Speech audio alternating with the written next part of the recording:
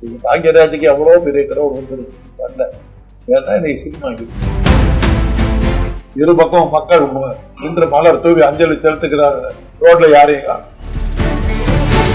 வகையில பார்த்தா ஹார்ட் அட்டாக்ல சாவத போல ஒரு நல்ல சாவு இருக்கு. அவங்க போய் வெத்தலை எடுத்துட்டு வந்து பார்த்தாக்க அவன் கிடக்குறாங்க. பிளான்ட் அவுக்கிறதுக்குள்ளார ஹார்ட் அட்டாக் இருக்கு. விஜய் அவர்கள் அந்த உலக போதைப் பொருள் எதிர்ப்பு தினத்தை முன்னிட்டு 2 கிலோமீட்டர் ஜாக்கிங் பண்ணாரு. அவர் சின்ன பையன், அவர் 52 வயசு தான் ஆகுது. நீங்க 40 வயசுக்கு மேல ஏவி எக்ஸசைஸ் செய்யக்கூடாது. திரைத்துறையில பாக்கியராஜ் ஃபுல்லா சாதனை. அதை எழுத்தாளரா சாதனை, கதையாசிரியரா சாதனை, வசன கர்த்தாவா சாதனை, நடிகரா சாதனை, தயாரிப்பாளரா சாதனை, இசையமைப்பாளரா சாதனை, இப்படி இயக்குனரா சாதனை பண்ணியிருக்காரு. ஆனா அரசியல் எதால அவரால் ஜெயிக்க முடியல? அவரும் பிராமண எதிர்ப்பு கொள்கை தானே. அது இல்ல, பிராமண எதிர்ப்பெல்லாம் அவர் சொல்றது எடுபடல, அவ்வளவுதான். அரசியல் ஆரம்பிச்சு இப்போ ஒரு பதவிக்கு வந்த ஒரே ஆளு சினிமாக்காரர் இல்ல, வீராஜேந்தர் ஒருத்தர் தான். அவர் தான் பூகா நகர்ல எலெக்ஷன் நின்று ஜெயிச்சு எம்எல்ஏ ஆனார். மற்ற யாருக்கும் 10 பைசாக்கு பிரயோஜனமா டெபாசிட் வாங்கினா போதுங்கிற அளவுல தான் இருப்பேன். சிவாஜி அவர்களே காலியானார். அதாவது இவங்கெல்லாம் அடிபட்டதுக்கு அப்புறம் தான் கட்சி ஆரம்பிக்கிறது எல்லாம் அந்த நடிகர்கள்லாம் ஓடங்கட்டா கொம்பே வேணான்னு போக ஆரம்பிச்சது. இவங்களுக்கு ஏற்பட்ட இது அனுபவங்கள் மற்ற நடிகர்களுக்கெல்லாம் அதெல்லாம் ஒரு பாடமா இருக்கும். விஜய் விட்டுருக்கு, அவர் அமித்ஷாவுடைய தயாரிப்பு, அது வேற விஷயம். அவருக்கே தெரியாது நம்ம எப்படி ஜெயிச்சோம், நம்ம எப்படி பதவி கொடுத்தோம். அதெல்லாம் அவர் ஒரு நடிகராக நான் பார்த்து ஒரு விபத்து. சரி, அதை நம்ம பேச மன்னிக்கவும். பாக்யராஜ் பிறகு விஜயகாந்த் சாதிச்சிருக்காருல்ல சார். அவர் வந்தார். அந்த நேரத்துல ஒரு இன்னொரு பாலிடிக்ஸ் திமுக சிக்கல்ல விட்ட ஒரு பாலிடிக்ஸ்ல இவர் தப்பிச்சார். குலாம் நபி ஆசாத்ங்கிற காங்கிரஸ்காரர் 65 சீட்டுகளை கொடுத்தாகணும், இல்லாட்டி போனா தயாளமாவும் உள்ள தள்ளிடுவோம்.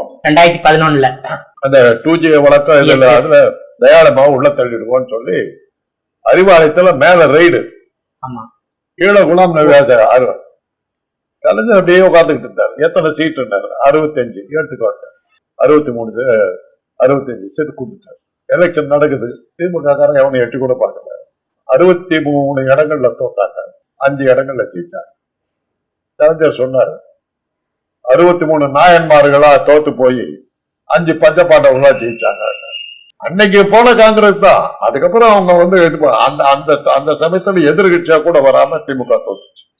அப்ப அந்த மாதிரி அந்த சூழ்நிலையில தான் விஜயகாந்த் எதிர்கட்சியா வந்தார். அன்னைக்கு கலைஞர் கேட்ட அந்த காங்கிரஸ் கூட்டணி ஒழுங்கா இருந்திருந்ததுன்னா விஜயகாந்த் அரசியலுக்கு இருக்கு. அதோட அவர் ஒரு தடவை தான் வந்தார். அதுக்கப்புறம் அவர் இல்லவே இல்லை. மக்கள் நல கூட்டணியை வச்சு பெருசா அவருக்கு விளம்பரம், நீங்க எல்லாம் கொடுக்காத விளம்பரமா ஒரு சீட்டு கூட ஜெயிக்க. அதேதான் மனசு உடம்பு எல்லாம் படிச்சு சேர்த்தே போனேன். உங்களாலதான் நீங்க கொடுத்த விளம்பரம், பெரிய விளம்பரத்தை நம்பிட்டாரு. பாக்கியராஜால அரசியல ஜெயிக்க முடியல, விஜயால ஜெயிக்க முடிஞ்சது. என்ன வித்தியாசம்? அதுதான் நான் சொல்றேன். அந்த நேரத்துல ஒரு சில சந்தர்ப்பங்கள் தான் சில பேரை தூக்கி விடும். அந்த மாதிரி ஒரு சந்தர்ப்பம் குலாம் நபி ஆசாத்தினுடைய அந்த காங்கிரசினுடைய ஒரு அசிங்கமான ஒரு அரசியல் திமுக பின்வாங்க செஞ்சதுனால அந்த கேப்ப இவர் பயன்படுத்தி கொடுத்தார். இப்ப கூட நீங்க விஜய் வெற்றி பெற்றார் நீங்க எப்படி சொல்றீங்க? 108 இடத்துல தான் அவர் ஜெயிச்சிருக்காரு. 126 இடத்துல திமுக கூட்டணி தான் ஜெயிச்சிருக்கு. நீங்க எப்படி சொல்றீங்க? 2006ஆம் ஆண்டு நடைபெற்ற சட்டமன்ற தேர்தலில் திமுக வெற்றி பெற்றது வெறும் 96 இடம் தானே. காங்கிரஸ் உடைய 34 சட்டமன்ற உறுப்பினர் தயவோடு தானே அந்த 5 வருஷம் ஆட்சி நடந்தது. அதை விட இப்ப விஜய் அதிக நாட்டில் ஜெயிச்சிருக்காரு. அது ஜெயிச்சிருக்காருங்க. எத்தனை இடத்துல நின்னாங்க, எத்தனை இடத்துல போட்டிக்கிட்டாங்க. மொட்டையா சொல்லாதீங்க செய்தியை. காங்கிரஸ் எத்தனை இடத்துல நின்று, திமுக எத்தனை இடத்துல நின்றுச்சு, இவர் எத்தனை இடத்துல நின்றாரு, அதெல்லாம் சொல்லணும். அரசியலுங்கிறதே ஃபுட்பால் மாதிரி, கிரிக்கெட் மாதிரி டீம் கேம். அது 11 பேரை வச்சுதான் நீங்க ஆட முடியும். கூட்டணி இல்லாம ஜெயிப்பியான்னு கேட்டீங்கன்னா கோல் கீப்பர் இல்லாம ஃபுட்பால் ஆடுவியான்னு கேட்கற மாதிரி. அரசியலுங்கிறது டீம் கேம். ஃபுட்பால் மாதிரி, கிரிக்கெட் மாதிரி டீம் தான் ஆட முடியும். டென்னிஸ் மாதிரி சிங்கிள் மேன் ஆட முடியாது. அப்ப கூட்டணி இல்லாமல் திமுக ஜெயிக்குமான்ற கேள்விக்கு அர்த்தமே இல்லை. வைத்தியகாரன் என்ன அது கூட்டணி வச்சு ஜெயிச்சு போடுறீங்கன்னா உங்க வைத்தறிச்சல். அதுக்கு என்ன பண்றது? இந்த புத்திசாலித்தனம் உனக்கு இல்லையே. கூட்டணி சேர்றதுக்கு கூட உனக்கு யோகியதை இருக்கணும். அது ஒண்ணு இருக்கு. இப்போ தமிழ்நாடு பெரிய கடை வாங்கி வச்சுன்றாங்க.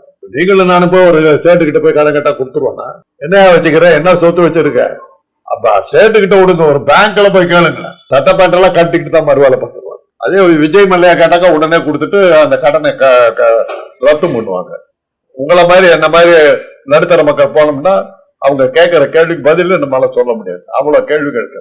இப்போ நீங்க திமுக கடன் வாங்கியதை நியாயப்படுத்தி பேசுறீங்க. நியாயப்படுத்துறது இல்ல, கடன் வாங்குறதுக்கு யோகிதை வேணும். கடன் வாங்குவதற்கு தமிழ்நாட்டுக்கு யோகிதை இருப்பதா சொல்றீங்க? ஆமா, கடன் கொடுத்தா திருப்பி வருங்கிறதுனாலதான் நான் கொடுத்தான். உங்களுக்கு இந்தியா சுதந்திரம் அடைந்து 74 ஆண்டுகளில் தமிழ்நாடு வாங்கப்பட்ட கடனை 5 ஆண்டுகளில 5 லட்சம் கோடி வாங்கியிருக்காங்க. அதாவது 74 ஆண்டுகளில் 4 லட்சம் கோடி கடன் தமிழ்நாடு வாங்கியது. 2021 முதல் 2026 வரை 5 ஆண்டுகள்ல 5 லட்சம் கோடியை எப்படி நம்ம வந்து சரியான்னு சொல்ல முடியும்? அந்த அளவுக்கு கடன் வாங்க வேண்டிய அவசியம் என்ன? யாரு கொடுத்தது? வங்கியில இருந்து வாங்கியிருக்காங்க. வங்கி கொடுத்தாங்க இல்ல? எப்படி கொடுத்தாங்க? நீங்க போய் கேளுங்கள. அப்படியே போய் ஹலோ பேங்க் எனக்கு ஒரு கொடு போய் கேட்டு பாருங்க. முதல்ல உங்களை வாசல்ல உள்ள விடுறாங்களா? ஒரு பெரிய நேஷனலைஸ் பேங்க்குங்க ஒரு லோன் மேலான்னு போட்டாங்க. அண்ணா சாலையில இருந்தாங்க. லோன் மேலான்னு போட்டு எதெல்லாம் போட்டிருந்தாங்க. அதெல்லாம் பார்த்தா நமக்கு லோன் கிடைக்கும் போல் இருந்தது. நாங்க ஒரு தொழில் ஆரம்பிக்கிறதுக்காக அந்த பேங்க் உள்ளார 2 மணிக்கு போறேன்.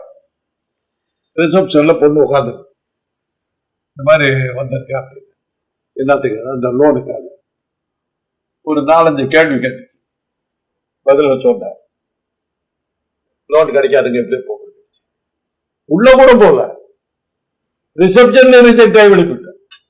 கடன் வாங்குறதுக்கு தமிழ்நாடு தகுதியா இருப்பதா சொல்றீங்க? யோகிட்ட இருந்தாதான் கடன் கிடைக்கும். போய் ஒரு தடவை உங்களை அனுப்புறேன், நீங்க போய் கேளுங்க பேங்க்ல. சரி, ஓகே சார். இப்போ தமிழ்நாடு யோகிட்ட இருந்தா தான் உங்களை உள்ளே விடுவான். கடன் வாங்குறதுக்கு யோகிதை வேணும், முதலாக தெரிஞ்சுக்க. இப்போ தமிழ்நாடு கடன் வாங்குவதற்கு தகுதியாக இருக்கின்றது. 30 லட்சம் கோடி வரல கடன் வாங்குவதற்கு தமிழ்நாடு அளவுக்கு கடன் கொடுக்கறதுக்கு தயாரா இருந்தா விஜய் 30 லட்சம் கோடி கடன் வாங்கினா அதை நியாயப்படுத்துவீங்களா? நியாயப்படுத்துவோம். அவர் கொடுக்கறதுக்கு அவருக்கு ஆள் இருக்காங்கிறது தெரியுது. அந்த அளவுக்கு உனக்கு தகுதி இருக்குது. கண்டிப்பா பரவாயில்ல, இவ்வளவு சின்ன போய் வாங்கிருக்கேன்னு சொல்லி கண்டிப்பா பாராட்டுவேன். சரி, கடன் வாங்கினா அதை அடைக்க வேண்டியது யார் சார்? நம்ம தானே சார். அதை அடைக்கிறதுக்கு தயாரா முடியுங்கிறதுனாலதான் அவன் கடனே கொடுக்கறான். முடியும்னா அது மக்கள் சுமத்தப்படக்கூடிய கடன் தானே. மக்களுடைய அன்றாட பயன்படுத்தக்கூடிய பொருட்கள் மீதான விலை உயர்வும் வரி உயர்வு மூலமா தான் அந்த நிதியை கலெக்ட் பண்ணி அந்த கடன் அடைக்க போறாங்க. அப்ப வந்து கடன் வாங்குவது என்பது தமிழ்நாட்டு பிரஜை மீது வாங்கப்பட்ட கடனாக தான் நம்ம எடுத்துக்கணும். ஆமா, வேற யாரு மேல எடுப்பீங்க? அப்ப யாரு சுமை? தமிழ்நாட்டு கடன் வாங்கினாக்கா பாகிஸ்தான் கடன் கட்டுவாங்க. உங்க பதில் கேள்வி எனக்கு புரியலையே. தமிழ்நாட்டாக இருக்கிற பொருளுடைய வர்த்தகத்தின் மூலமாக வரக்கூடிய வருமானம் இவ்வளவு இருக்கிறதுனால அந்த அடிப்படையில உங்ககிட்ட நான் கடன் கேட்கிறேன், கொடுக்கறேன், என்னால திருப்பி செலுத்த முடியுங்கிற நம்பிக்கை அவனுக்கு இருக்கு. 10 லட்சம் கோடி வாங்குறேன்னாக்கா அந்த 10 லட்சம் கோடி என்னால திருப்பி கொடுக்க முடியுங்கிற நம்பிக்கை இருந்தா தான் கொடுக்குறோம். இது அடிப்படை பொருளாதாரம், புரிஞ்சுக்க. சரி, ஓகே. நம்ம வந்து தலைப்பு வந்து மாறி போயிட்டோம்.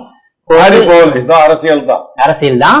இப்போ பாரதி ராஜா படம்னா முற்றிலுமா வந்து கிராமத்து கதை தான் அமைந்திருக்கும். அதேபோல வந்து பாக்கியராஜ்னா அவருடைய நடிப்பாக இருந்தாலும், அவருடைய தயாரிப்பாக இருந்தாலும், அவருடைய இயக்குனராக இருந்தாலும், கதை வசனமா இருந்தாலும், அவருடைய படைப்புகள்ல எதை நமக்கு உணர்த்து சார்? இந்த பொறுத்தவரை என்டர்டைன்மெண்ட் தான், பொழுதுபோக்கு படங்கள் தான். அதுல பெருசா நம்ம எதிர்பார்த்து போக வேண்டிய அவசியம். ஜாலியா இருந்துட்டோம், ஜாலியா இருக்கும். 2 மணி நேரம்னாலும் 2 மணி நேரம் ஜாலியா இருக்கும். தரமான படமா இருக்கும், நல்லா இருக்கும் ஜாலியா. பாக்கியராஜ் படம். அதுக்கு மேல அங்க வந்து லட்சியங்களோ கிட்சியங்களோ எல்லாம் எதிர்பார்க்க.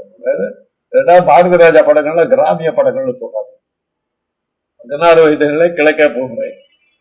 3வது படம் சிகப்பு ரோக்கர், நிறம் மாறாத பூக்கள், டிக் டிக் டிக், அப்புறம் இது கைதியின் டைரி, எல்லாம் வந்து கிராமத்து படங்களா? ஆரம்பத்துல வரிசையா 2 படம் எடுத்தாரு. 3வது படமே அல்ட்ரா மாடர்ன் படம், கதாநாயகி சும்மி காட்சி. அந்த 2 படத்துக்கு தான் பாக்கியராஜ் பாரதி ராஜா கிட்ட உதவிக்கிறார் இருந்தார். சிறப்பு ரோஜாக்கள் வந்து இன்னும் அதிகம். ஜி ராமகிருஷ்ணன் கிட்டயும் உதவிக்கிறார். சிறப்பு ரோஜாக்கள் வந்து பாக்கியராஜ் வேலை வந்து பாருங்க. அதே மாதிரி கைதி டைரி ஏறத்தால முழுக்க பாக்கியராஜ் படம். அவர் தான் கதை பாரதி ராஜாவுடைய டைரக்ஷன். அதே நிறம் மாறாத பூக்கள் மாதிரி ஒரு மாடர்ன் பிலிம் எப்படி வருது தெரிஞ்சதுன்றதெல்லாம் ஒரு கேள்வி. கடைசியா எடுத்தாரு இந்த கண்களால் கைது செய்யப்படும், அது அந்த கிளைமேக்ஸ் வந்து சரியா இல்லாம போனதுனால அந்த படம் சரியா போகுது. ஏஆர் ரஹ்மானுடைய மியூசிக் பிச்சு உதவி இருக்கும், கிளைமேக்ஸ் சரியில்லை. சுஜாதா வழக்கப்படி சுஜாதா சொதுக்கிட்டார். மற்றபடி அந்த படம் அருமையான படம். நல்லா சினிமா இல்லை, இவங்கெல்லாம் வேலை இல்லை. சினிமா போனது என்ன போன்ற சினிமாவோடவே வளர்ந்த நாங்களுக்கு எங்களுக்குலாம் பெரிய இழப்பு. சினிமா ஒரு சாதாரண தொழில் இல்லைங்க.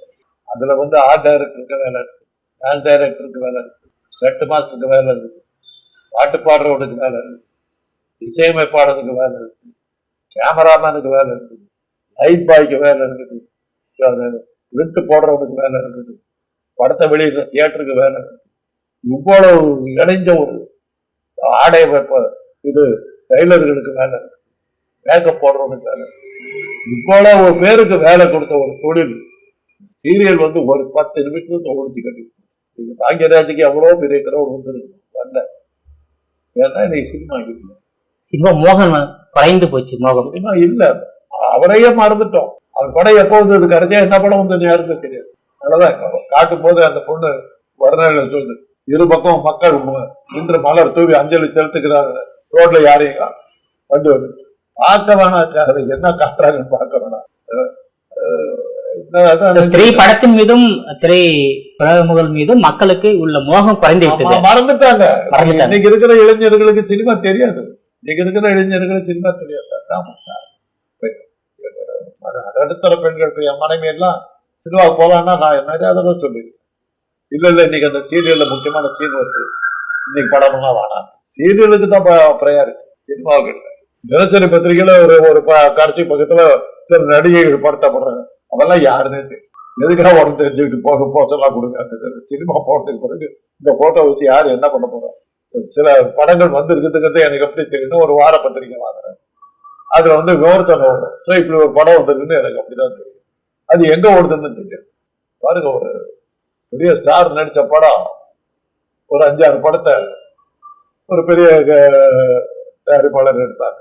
அந்த படம் எதுவுமே ஓடல, திருப்பி அவங்க சேனல்ல வாரம் போட்டுக்கிட்டு இருக்காங்க. இன்னும் அவங்களால அந்த நஷ்டத்தை ஈடு கட்ட முடியல, அவ்வளவு பெரிய லாஸ் ஆயிருக்கு. வாரம் அந்த படங்களை போட்டுக்கிட்டு இருக்காங்க, 2 வருஷமா போட்டுருக்காங்க, அவ்வளவு பெரிய நஷ்டம் வந்துருக்கு. ஆனா அந்த படங்கள்லாம் வந்தபோது என்ன பண்ணாங்க, 3 காட்சிகள் 300 கோடி ரூபாய் வசூல் போட்டாங்க.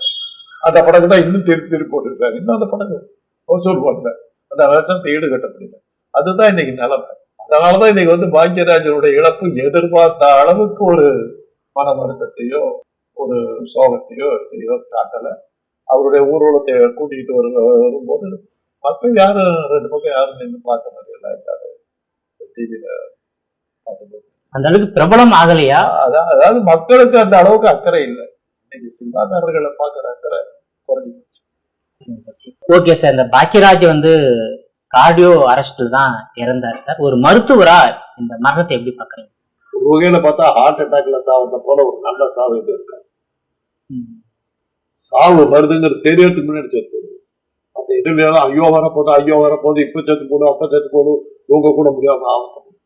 இது ஒண்ணுலதான் டக்குன்னு நிற்கும்.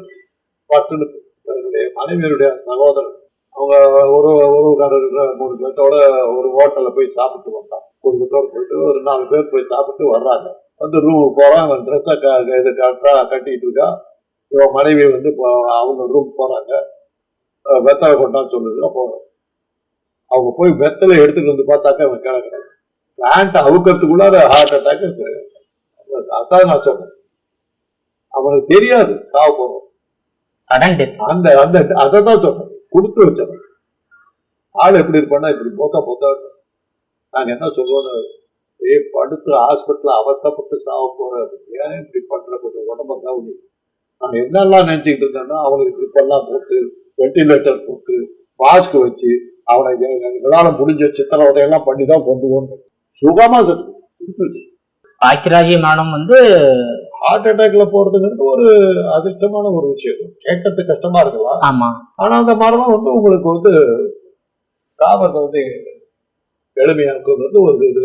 ஆனா அது இந்த கேள்விக்கு எதிர் கேள்வி கேட்டீங்கன்னா எல்லாம் பதில் சொல்லுவோம். உனக்கு எப்படி தெரியும்னு கேட்டீங்கன்னா தெரியாது. படத்துல சொல்லுவாங்க, ஒரு இங்கிலீஷ் படத்துல அங்க எல்லாம் வந்து தூக்குல போட மாட்டாங்க. கேஸ் சேம்பர்னா அந்த உள்ள ஒரு கண்ணாடி அறையில உள்ள உட்கார வச்சு விஷவாயு உள்ள செலுத்துவாங்க, அவங்க செலுத்துவாங்க. Gas chamber. அந்த கேஸ் சேம்பர்ல அந்த கதாநாயகி வந்து கடைசி சீன் ஐ வாண்ட் டு லிவ்ங்கிற படத்துல உட்கார வச்சு அவன் சொல்லுவான், நல்லா பெரிய மூச்சு எடுத்து விடுது, சாவறதுக்கு ஈஸியா இருக்கும். அப்படி பார்த்து உனக்கு எப்படி தெரியும் நான் சத்திருக்கேன், மூச்சு எடுத்து விட்டா ஈஸியா சாவலாம் உனக்கு. அது மாதிரி இதெல்லாம் வந்து நம்மளாம் நினைக்கிறோம், இப்படி தெரியறதுக்கு முன்னாடி நம்ம செத்து போடுவோம்னு நினைக்கிறோம். அதே தான் இருக்கும். 40 வயசுக்கு மேல ஹெவி எக்ஸசைஸ் கூடாது, ஒரு மாடரேட்டான எக்ஸசைஸ் தான் இருக்கணும். லோடு ஏத்தாதீங்க. பாக்கியராஜ் மரணத்துக்கு ஜாக்கிங் பிளஸ் யோகா பண்ணதுதான் காரணம் உங்களுடைய கருத்து. முதலமைச்சர் விஜய் அவர்கள் அந்த உலக போதைப் பொருள் எதிர்ப்பு தினத்தை முன்னிட்டு 2 கிலோமீட்டர் ஜாக்கிங் பண்ணாரு. அவர் சின்ன பையன், அவர் 52 வயசு தான் ஆகுது. நீங்க 40 வயசுக்கு மேல ஹெவி எக்ஸசைஸ் செய்யக்கூடாது. 52 வயசு தான் ஆகுது. 40ன்னா 40க்கு நிறுத்தல 50 போகலாம். கொஞ்சம் ஆரோக்கியமா இருந்தீங்கன்னா பண்ணலாம்.